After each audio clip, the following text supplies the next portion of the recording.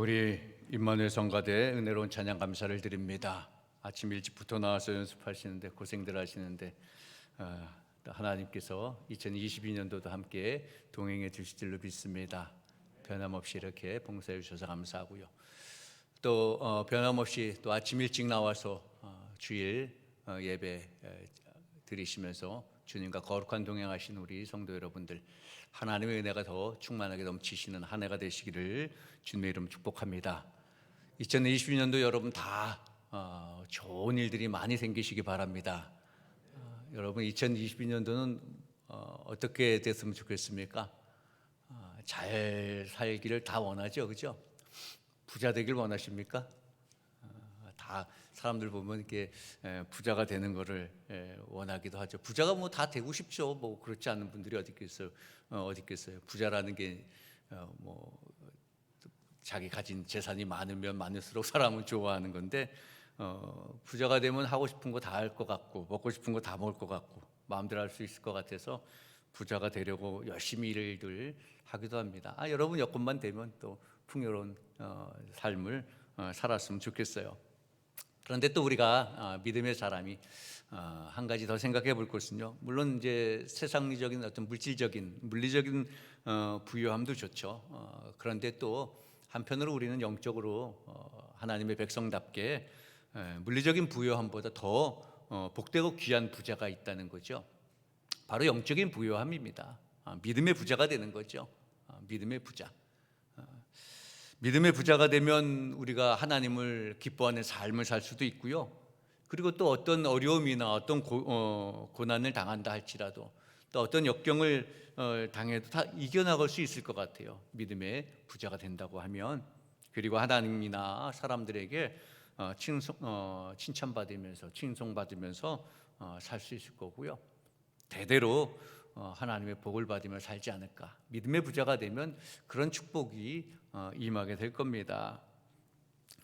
여러분 다 세상적인 그런 가치관으로 그런 부자도 다 되시고 무엇보다도 그러나 믿음의 부자가 다 되셔서 신앙의 부요함을 누리며 살아가시는, 그래서 하나님의 축복 가운데 살아가시는 여러분 가정과 여러분들 후손들 되시기를 주님의 이름으로 축복합니다.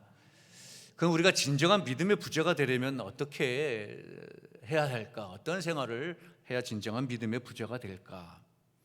오늘 말씀은요, 예수님께서 어부였던 베드로를 제자로 부르는 그런 내용이거든요.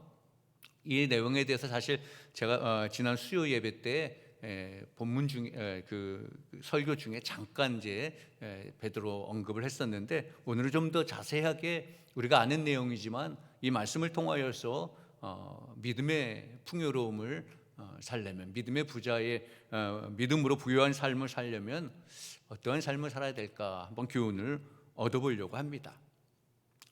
오늘 말씀의 내용은 겁니다. 예수님께서 이제 그물을 씻고 있는 사람들을 보고 그들에게 다가가죠.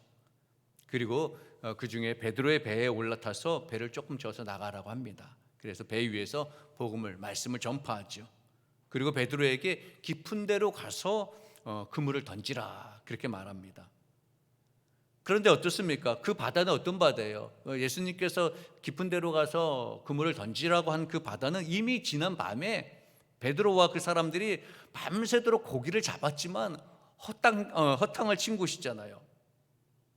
그런데 베드로는 그럼에도 불구하고 예수님의 말씀에 의지해서 깊은 데로 가서 그물을 던졌다는 말씀이에요.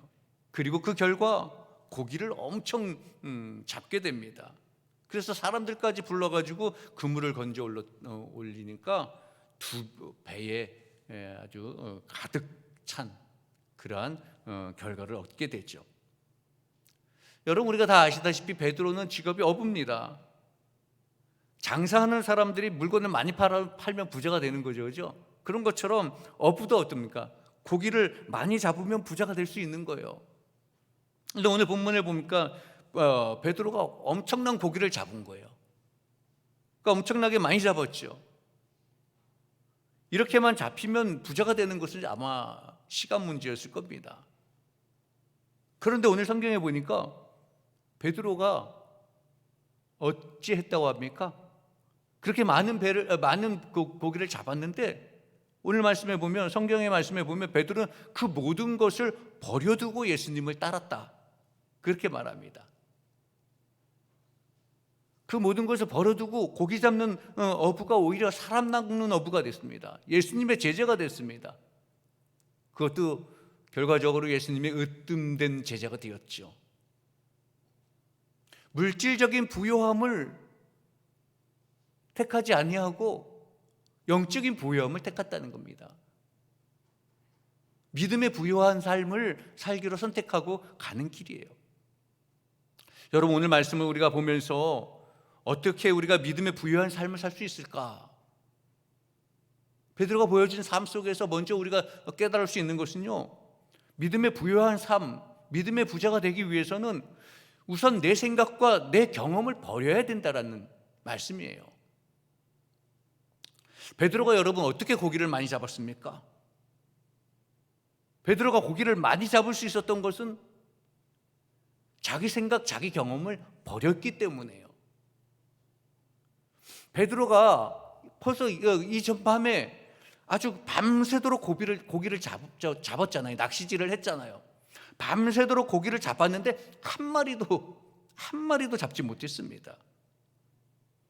그런데 예수님께서 다시 그 깊은 바다에 가서, 오히려 깊은 곳에 가서 다시 그물을 던지라고 하시는 거예요. 그럴 때 베드로의 반응이 어땠습니까? 우리 같으면 어떻겠습니까? 아니, 고기잡이라고 하면 내가, 둘째 가라 하면 내가 서러울 정도인데, 내가 선수인데, 아니 아무리 선생님이라고 내가 모시고 그 말씀을 듣는다고 쳐도, 아니 자기가 뭔데 그 고기도 잡히지 않는, 상식적이지도 않은 곳에 가서 그물을 던지라고 해.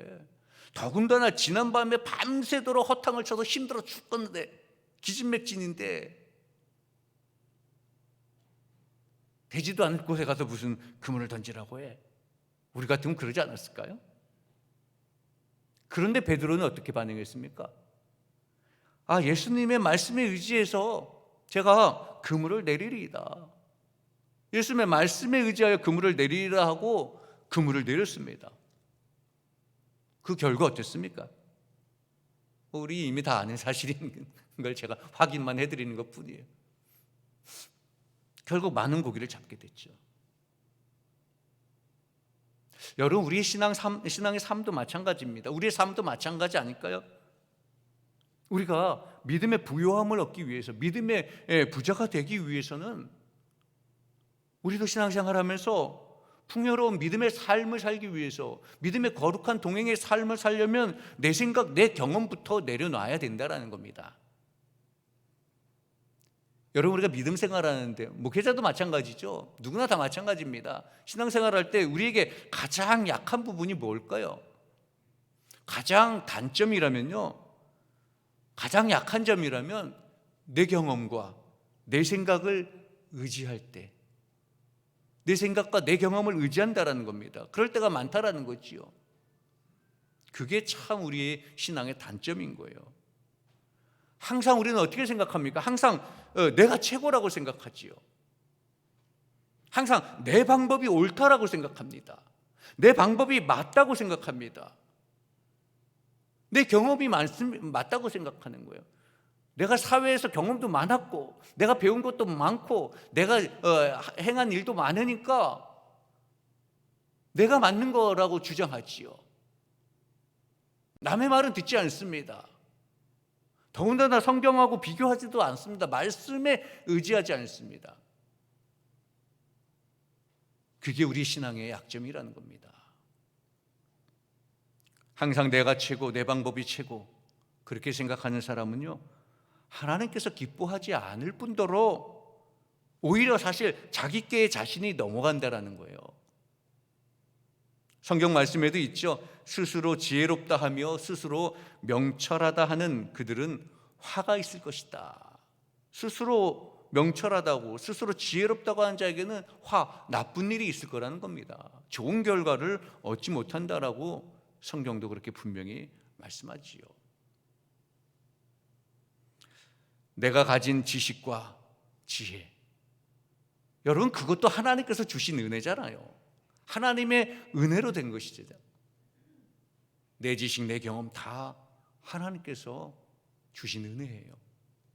그래서 우리는 늘 하나님의 은혜로 된 것임을 우리는 알고 항상 겸손해야 되는 겁니다. 그래야 믿음의 부유한 삶을 살 수가 있는 거지요. 고린도전서 1장 25절 하나님 말씀에 분명히 말씀합니다. 하나님의 미련한 것이 사람보다 지혜 있고 하나님의 약한 것이 사람보다 강하다. 우리가 하나님 앞에서 우리의 뭘 내세울 수도 없는 겁니다. 정말 우리의 경험은 보잘것도 없고 우리의 지식은 보잘것도 없고 우리의 뇌의 한계는, 이성의 한계는 정말 보잘것 없습니다. 그럼에도 불구하고 우리는 자꾸 하나님을 우리가 판단하려고 하고 우리가 계산하려고 하잖아요. 그러지 말라라는 거죠. 오늘 베드로가 우리에게 그것을 베드로 사도를 통하여서, 오늘 본문을 통하여서 우리가 그것을 깨달을 수 있는 거예요. 정말 어부로서는 그 당시에 그 바닷가의 그 상황에 대한 어떤 그런 지식에 대해서는 사실은 베드로를 능가할 수 없지요. 예수님이 낚시를 해보신 것도 아니고요. 그런데 베드로가 자기 생각, 자기 경험을 내려놓고 예수님의 말씀대로 깊은 데 가서 그분을 내렸다라는 거예요. 여러분, 우리가 믿음의 풍요한 삶을, 정말 믿음의 올바른 삶을 살기 위해서는요, 내 경험, 내 생각부터 내려놔야 되는 거예요. 그리고 또 우리가 믿음의 부유한 삶을 살기 위해서는요, 내 생각과 내 경험을 내려놓고, 그럼 어떻게 해야 되는가? 예수님의 말씀대로 순종해야 된다는 거죠. 하나님의 말씀, 성경의 말씀대로 우리는 순종하는 삶을 살아야 되는 겁니다. 믿음의 부유한 삶을 살기 위해서 예수님의 말씀대로 따라가야 된다는 거죠. 성경을 많이 아는 것도 중요하고 많이 읽는 것도 중요하지만 그 말씀을 따라 살아야 된다는 겁니다. 여러분, 만약에 베드로가 그동안에 자기가 잡았던 그 낚시의 그 경험, 고기 잡았던 경험과 자기의 그런 지식의 생각에 가득 찼다면, 자기 생각에 가득 찼다면 아마 예수님의 말씀을 안 들었을 겁니다.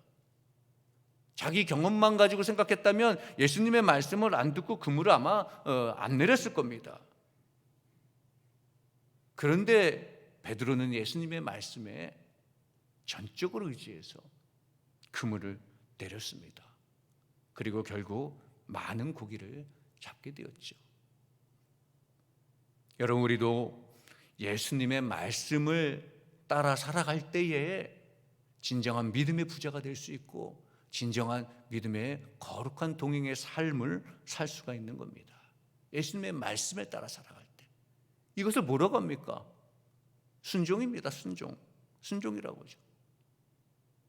근데 여러분, 순종도요, 정말 훈련이 돼야 되는 거예요. 말씀드린 대로 순종은 뭐 내 생각과 내 뜻을 버리고 오직 하나님의 말씀대로 살아가는 거잖아요. 그죠? 그런데 그것도 그냥 되는 게 아니라는 거죠. 순종도 사실 어떻게 보면 저절로 사실 되는 건 아닙니다. 항상 우리가 예수님의 말씀을 중심으로 해서 하나님의 말씀을 듣고 생각하며 깨달아야 그것도 순종할 수 있는 거예요. 그냥 순종이 되는 건 아니잖아요. 하나님의 말씀이 내 가슴에 와 닿아야 되잖아요. 그 말씀을 깨달아야 되는 거잖아요. 그래서 사실 순종도, 믿음의 생활도 훈련이라는 거예요. 그러기 위해서는 우리가 신앙생활을 정말 충실하게 열심히 잘 해야 되는 거예요. 교회 생활도 열심히 잘 해야 되는 거예요. 이게 이해가 될지 모르지만 여러분, 학생이 학교 생활을 불성실하게 한다면요, 지각을 밥 먹듯이 하고 결석을 자주 한다면 그 학생이 공부를 제대로 할 수 있을까요? 못할까요? 물론 집에서 열심히 공부하면 되죠. 정말 특출난 거에 빼고는 일반적으로 학생인데 학교 안 가고 지각이나 매일 하고 하면 그 학생은 성적이나 이런 게 어떻습니까? 좋은 결과를 얻지 못하겠죠. 저는 신앙생활도 마찬가지 그렇게 생각해 보는 겁니다. 우리가 신앙생활 한다고 하면서 교회 자꾸 빠지고 신앙생활에 성실하지 못한다면, 기도생활, 말씀생활, 예배생활에 성실하지 못한다면 순종할 수가 없는 거죠. 믿음의 부자가 될 수 없는 거죠. 예배생활도 열심히 해야 되는 겁니다. 요즘은 물론 이제 코로나고 해서 온라인으로도 봅니다라고 하긴 하지만, 여러분, 학생들도 온라인 수업 받으면 효율이 떨어진대잖아요. 믿음 생활도 그러지 않을까요? 어떤 분들은 여기저기 내가 마음에 드시는 분 설교 들으니까 좋던데요. 그래, 좋을 수도 있겠지요. 설교는 내가 골라 듣는 걸까요? 재밌는 사람들 거, 말 잘하는 사람 거 그렇게 골라 듣는 건가요? 집중해서 내가 그 말씀을 파고들으려고 하면요, 순서가 바뀌고 해도 내가 거기서 진리를 찾을 수 있는 거예요. 저는 그렇게 생각해 봅니다. 내가 성실하게 하면, 내가 열정을 다해서 열심을 다하면, 그러면 훌륭한 신앙생활, 훌륭한 순종의 삶을 살고 믿음의 부요가 얻어지는 거죠. 근데 열심히 우리가 방향을 잘못해서 그래요. 세상 일로 열심히 하고 내 생각과 내 뜻대로 하려고 하는 것을 열심히 하고, 같은 열심이라도 다른 겁니다. 우리는 열정을 갖고 열심을 다 해야 되죠. 그런데 하나님의 일, 예수님의 일, 예수님이 하셨던 것처럼 그 말씀에 순종하는 것에 열심하자라는 거죠. 내 것을 주장하고 내 뜻대로 하는 것에 열심히 한다는 것, 그건 열심이 아니죠. 세상적인 열심일 수는 있지만 신앙적인 열심은 아니라는 거지요. 우리가 순종하여서 예수님의 말씀대로 따라 살아가는 삶을 살기 위해서는 무엇보다도 신앙생활에 성실해야 된다는 겁니다. 여러분, 2022년도 하나님 앞에 나와 예배하고 하나님께 기도하고 말씀 상고하고 하는 일에 성실하게 충실하게 하시는 여러분 되시기를 주님의 이름으로 축원합니다. 누구나 마찬가지죠. 저는 사실 그래서 목사 안수 받을 때 하나님 앞에 결단하고 결심한 것들 중에 몇 가지 중에 하나는 그거예요. 내가 목회하는 그런 상황, 목회하는 그 기간 동안에는 성실히 하자라고. 꾀부리지 말자고. 세상 것에 소망 두지 말고 하늘에 소망을 두고. 전 부끄러움 없이 말할 수 있어요. 제가 예배 생활에 여기 신풍교회뿐만 아니라 다른 교회에서도 마찬가지고요. 충실하게 최선을 다해서 하려고 그래요. 근무하는 것도 저는 그래서 나름대로 저는 개척교회 할 때도 언젠가 그렇게 얘기했는데요. 교회 가면 아무것도 없을 것 같은데 저는 아침 8시 반 되면 딱 출근하고요. 퇴근도 6시 돼야 퇴근해요. 아무도 없고 아무도 안 찾아와도. 저는 수지에서 목회할 때도 5층이 저 사택이었는데 아침에 밥 먹고 9시 전에 내 밑에 1층 목양실에 출근해가지고 안 올라갑니다. 퇴근할 때까지. 6시 땡 하면 올라가요. 여러분, 지금 저 신풍교에서도 마찬가지예요. 9시 반이 우리가 직원 조회인데 전 8시 반 되면 나옵니다. 그 6시가 퇴근 시간이니까 특별한 일 있을 때 일찍 하는 경우도 있지만 6시면 퇴근하고, 가급적이면 예배, 새벽 예배 전 휴가 때 말고는 안 빠지려고 합니다. 실제로 지금 그렇게 해왔고, 여러분 새벽 예배 참석하신 분들 아시겠지만, 여러분, 우리가 신앙생활은 입으로 하는 게 아니라는 거죠. 순종도 훈련이고 믿음의 부요함을 얻으려면 그런 훈련이 필요하다는 겁니다. 나름대로 결단이 필요한 거죠. 여러분, 우리가 믿음의 부요함을 얻으려면 예수님의 말씀대로 순종하고 그 순종의 삶을 위해서 우리가 훈련되어져야 된다는 거예요. 그래서 여러분 2022년도 교회 생활도 열심히 하시고 예배 생활 열심히 하시고 기도 생활 열심히 하시는 그런 여러분 되시기를 주님의 이름으로 축원합니다. 그래야 우리가 중직을 맡은 자들도 마찬가지입니다. 목회자나 장로님들이나 권사님들, 속장 인도자님들이나 내가 열심히 해야 남들한테도 열심히 하라고 말할 수 있잖아요. 그죠?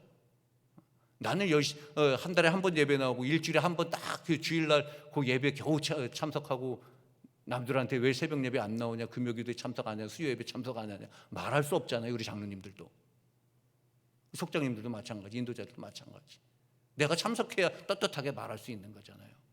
속회 예배도 마찬가지예요. 다 여러분, 우리가 성실하게 하나님 앞에, 하나님과 나와의 문제, 다른 사람을 생각할 거 없는 겁니다. 저는 그렇게 생각하고 가급적이면 진실하고 성실하게 하는 겁니다. 여러분들도 마찬가지죠. 하나님과 나 앞에서 누가 보든 안 보든 상관이 없는 거죠. 우리가 믿음의 부자가 되기 위해서는요, 이렇게 순종해서 예수님의 말씀에 따라 살아가는 삶을 살아가야 되는 거예요. 예수님의 말씀에 따라 순종의 삶을 살아가신 여러분 되시기를 주님의 이름으로 축원합니다. 또 우리가 믿음의 부자가 되기 위해서는요, 오늘 베드로의 그 교훈을 볼 때 내가 이전에 죄인이었다는 사실, 또 지금도 내가 죄인이라는 사실을 잊지 말아야 된다는 거예요. 베드로가 예수님의 말씀을 듣고 이제 순종해서 많은 고기를 잡잖아요. 우리 같으면 어떨까요? 예수님, 주님 감사합니다. 이렇게 많이 잡게 해서 감사하는데 다음에도 또 잘 부탁합니다. 이렇게 말하지 않을까요? 그런데 베드로는요, 예수님 앞에 엎드려서 인사합니다. 근데 뭐라고 합니까? 어떻게 보면 생뚱맞는 것 같아요. 아니, 감사합니다, 다음에 또 잘 부탁합니다도 아니고 예수님 앞에 엎드려서 오히려 뭐라고 말하냐, 주님, 나는 죄인입니다. 상황이 안 맞는 것 같아요. 이 상황에. 아니, 왜? 고기를 많이 잡고 왜 나는 죄인입니까?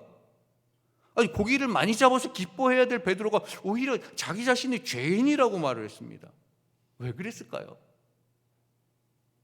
이것은요, 비록 자기가 예수님의 말씀에 순종해서 그물을 내렸지만 사실은 그때까지라도 예수님이 정말 메시아라는 것을 믿음 반 의심 반으로 생각하고 있었다라는 거예요.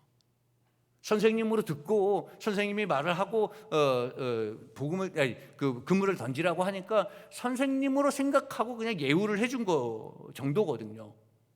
그래서 그 당시에 사실 동생 안드레가 먼저 예수님을 영접하고 예수님을 소개를 했을 겁니다, 베드로에게. 그런데 관심도 없고 따라가지도 않았어요. 그때까지 따라가지 않았다라는 거잖아요. 고기 잡은 다음에 이 사건 이후에 따른 거니까. 그런데 오늘 이 상황을 보니까 이제 상상외로 고기가 많이 잡혔어요. 그런데 고기를 잡힌 그 상황이 일반적인 상황이 아니잖아요. 깊은 데에 그물을 던지는 것도 비상식적인 거고요. 예수님, 선생님이 나한테 좋은 말씀을 해주지만 저분이 어부도 아니고, 그러니까 참 빈데 가서 그물을 던지라는 소리 하는구나, 그런 정도. 그런데 선생님이 말하니까 내가 체면상 다른 사람들도 보고 있는데, 이거 이제 제 추측입니다. 던져보지 뭐. 선생님 말씀에 의지해서 제가 던져보겠습니다. 그때까지는 반신반의였다라는 거죠. 그러니까 그 고기가 많이 잡힌 그 사건 바로 전까지만 해도 예수님은 그냥 선생님, 랍비로만 생각했다라는 겁니다. 그렇게 생각했던 자신이 이제 그 예수님의 그 능력을 경험하게 되자 자기 자신이 잘못 생각했다라는 것을 알게 되는 거지요. 그래서 그 사건을 경험하고서 예수님이 진정한 주님인 것을 깨닫게 되고 나는 죄인입니다라고 고백한 거예요. 그동안도 메시아라는 것으로 믿지 않고 반신반의하고 있었던 그 자신의 그 모습, 그래서 예수님을 선뜻 따르지 못했던, 동생 안드레에게 소개를 받았지만 이렇게 갸우뚱했던 그 자신의 모습이 들여다 보이지게 되는 거예요. 예수님을 만나고 예수님의 능력을 경험하고 나니까. 그래서 예수님 앞에 무릎 꿇고 고백하는 겁니다. 예수님 앞에 엎드려서 나는 죄인입니다. 그렇게 고백하는 거죠. 예수님을 메시아로 알아보지 못했고, 그래서 예수님을 따르지 못했고, 예수님에 대해서 잘못 판단하고 내 생각대로만 생각했던 것, 그것을 회개하고 나는 죄인입니다. 베드로는 자기 자신의 잘못을 솔직하게 인정한 거예요. 그리고 자신이 죄인이라는 사실에 대해서 회개하는 거지요. 여러분, 우리도 믿음의 부자가 되기 위해서는요, 나는 이전에 죄인이었고 지금도 죄인이다. 그렇지만 이 모두가 다 하나님의 은혜로 내가 살아가고 있음을 고백해야 되는 겁니다. 그리고 내가 죄인 된 것을 회개하고 내 잘못된 것을 회개해야 되는 겁니다. 내가 예배 생활에 내가 하나님의 말씀에 충실하게 성실하지 못했던 것을 회개하는 거예요. 여러분, 회개하는 것이 창피한 건가요? 여러분, 회개는 창피한 것이 아니라는 거지요. 부끄러운 것이 아닙니다. 오히려 회개하고 하나님 앞에 고백하는 것이 예수님의 능력을 경험하는 좋은 기회가 되는 거지요. 그래서 우리는 예수님 앞에 부끄럽지 않게 회개할 줄 알아야 돼요. 숨김없이 회개할 수 있는 마음을 가져야 되는 거죠. 우리 잘못을 인정할 줄 알아야 돼요. 사람 중에 제일 답답하고 제일 참 소통하기 어려운 사람이 뭐냐면요, 누구냐면 자기 잘못을 인정하지 않는 사람. 제일 소통하기 어려워요. 여러분, 특별히 우리는 예수님 앞에 베드로처럼 우리의 부족함과 우리의 연약함과 우리의 어리석음과 나 죄인됨을 솔직히 고백하시기를 바랍니다. 하나님 앞에 솔직히 고백하고 하나님의 은혜로 날마다 새로운 기회를 얻어서 풍성한 삶을 살아가시는 그런 새로운 기회를 얻으시는 그런 여러분 되시기를 주님의 이름으로 축원합니다. 여러분, 올해 한 해도 우리가 살아갈 때 오늘 말씀을 기억하면서 베드로처럼 믿음과 순종으로 주님과 정말 거룩한 동행으로 물질적인 세상적인 부요함보다 믿음의 부요함을 선택하는, 그래서 하나님을 기쁘게 해드리고 많은 사람들에게 복음을 나눠줄 수 있는 그런 믿음의 성도들이 되시기를 주님의 이름으로 축원합니다. 여러분, 하나님은 공평하신 하나님이잖아요. 하나님은 공평하신 하나님이에요. 부족한 사람도 귀하게 사용하시는 거예요. 뭐 넉넉한 사람만 사용하고 좋은 사람만, 뭐 지식 있는 사람만, 잘 먹고 잘 사는 거, 뭐가 능력 있는 사람만 선택해서 사용하지 아니하시거든요. 그런 분들도 하나님께서 잘 사용하시겠지만 부족한 사람도 귀하게 사용하시고 믿음의 부자가 되게 해주신다라는 겁니다. 우리가 믿음의 부자가 되면 그 믿음으로 못할 게 없는 겁니다. 세상 사람들은 부자가 되어서 물질적으로 하고 싶은 거 다 한다고 하지만, 여러분, 우리 믿음의 사람들, 하나님의 백성은 믿음의 부자가 되면 그것으로 못할 게 뭐가 있습니까? 그 믿음으로 역경도 이겨나갈 수 있고요, 하나님을 기쁘게 하는 삶을 살 수 있고요, 그 믿음으로 우리가 승리의 삶을 살 수 있습니다. 그런 믿음의 부요는요, 그 믿음을 가지면 따라서 또 영적인 부요뿐만 아니라 또 물질적인 부요함도 하나님께서 허락해 주시는 겁니다. 그런 믿음을 가지시기를 바랍니다.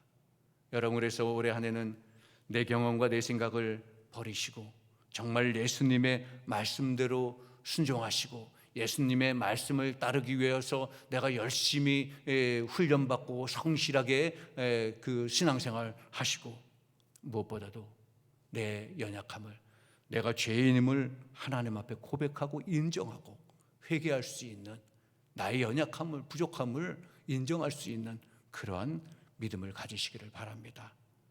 좋은 것을 주시기를 원하시는 우리 하나님, 하나님은 우리에게 분명히 약속하신 것을 100% 이루어 주시는 분입니다. 여러분, 하나님의 약속을 100% 믿고 순종하시고, 내가 가진 것이 없고 환경이 좀 힘들고 어렵고 또 내가 미련하다고 생각하고 약하다고 생각하고 부족하고 보잘것없다 할지라도 여러분, 낙심하지 마시고 오히려 날마다 하나님의 말씀과 성령으로 충만하셔서 믿음의 큰 부자가 돼서 승리하시는 2022년 한 해가 되시기를 주님의 이름으로 축원합니다. 무엇보다도 여러분, 믿음의 부자가 되셔서 하나님을 기쁘시게 하고 많은 사람들을 기쁘게 하는 그런 삶을 살아가신 여러분 되시기를 주님의 이름으로 축원합니다. 기도하겠습니다. 사랑과 은혜가 풍성하신 아버지 하나님 감사합니다. 2022년 주님 말씀 가운데 믿음과 순종으로 거룩한 동행을 시작하게 하시니 감사를 드립니다. 주님, 믿음과 순종으로 거룩한 동행을 위해 무엇보다도 내 생각, 내 경험을 주님의 십자가 앞에 내려놓게 하여 주옵소서. 그리하여서 무엇보다도 예수님의 말씀대로 따르는 순종의 삶을 살게 하시고 말씀의 훈련, 신앙의 훈련을 잘 받아서 믿음의 성실한 하나님의 백성이 되게 하여 주옵소서. 또 하나님 무엇보다도 내가 부족한 것, 내가 죄인임을 주님 앞에 고백하며 오직 주님만 의지하며 주님만 바라보며 주님만 따르며 살아가는 복된 성도들이 되게 하여 주옵소서. 하나님의 은혜 가운데 믿음의 큰 부유한 삶을 살아서 세상에 승리하는 자가 되게 하여 주옵소서. 우리 주 예수 그리스도 이름으로 기도하옵나이다. 아멘.